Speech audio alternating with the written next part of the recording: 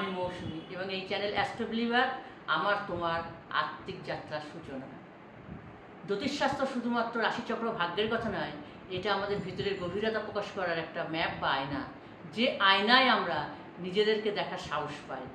আমি যখন প্রথম আমার জন্মকুণ্ডলী বিশ্লেষণ করেছিলাম তখনই বুঝেছিলাম যে গ্রহ নক্ষত্র শুধু আকাশে নয়, আমাদের জীবনের গল্পেও ছড়িয়ে আছে।